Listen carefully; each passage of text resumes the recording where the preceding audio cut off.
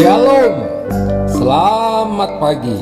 Sate pagi hari ini bertemakan pembaringan terakhir.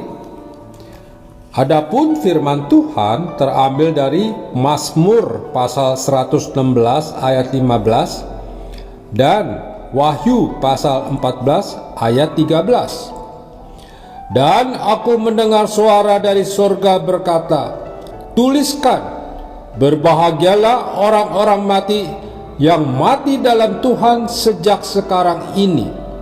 Sungguh, kata Roh, supaya mereka boleh beristirahat dan jerih lelah mereka, karena segala perbuatan mereka menyertai mereka.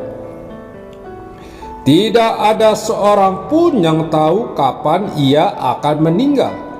Namun yang pasti semua orang akan mengalami kematian, baik di usia balita, kanak-kanak, remaja, dewasa maupun lansia. Seandainya ada orang yang tahu jauh sebelumnya bahwa ia akan meninggal di usia sekian, mungkin orang itu akan mempersiapkan dirinya.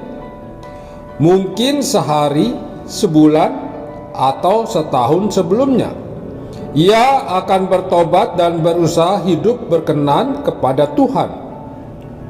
Tetapi kematian itu misteri, karena ketidaktahuan seseorang akan hari kemalangannya itu, banyak mereka yang menyia-nyiakan kesempatan hidupnya, bahkan mengisinya dengan bermalas-malasan, melakukan kesenangan duniawi, hal-hal yang tidak bermanfaat, hingga melakukan berbagai kejahatan.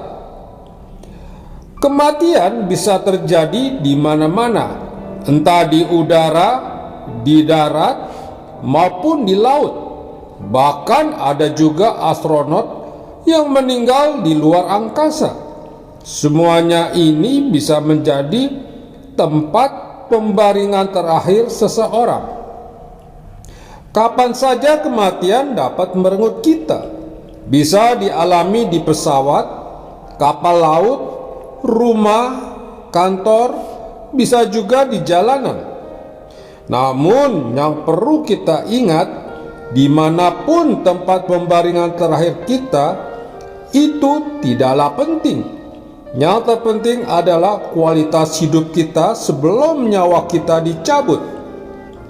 Paulus mengingatkan kita untuk memerhatikan kualitas hidup kita.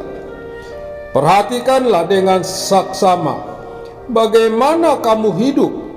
Janganlah seperti orang bebal, tetapi seperti orang arif, dan pergunakanlah waktu yang ada, karena hari-hari ini adalah jahat. Efesus pasal 5 ayat 15 sampai dengan 16. Keadaan dunia yang syarat dengan dosa begitu kuat, dapat menarik dan memengaruhi hati dan pikiran seseorang sehingga lebih mencintai dunia ini.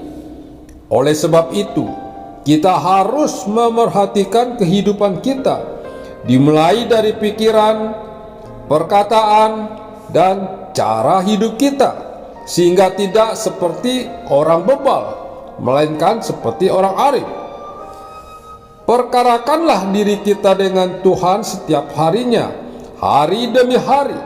Di pagi hari, sebelum kita melakukan aktivitas, datanglah di kaki Tuhan dengan memuji, menyembah, berdoa, dan merenungkan firman-Nya.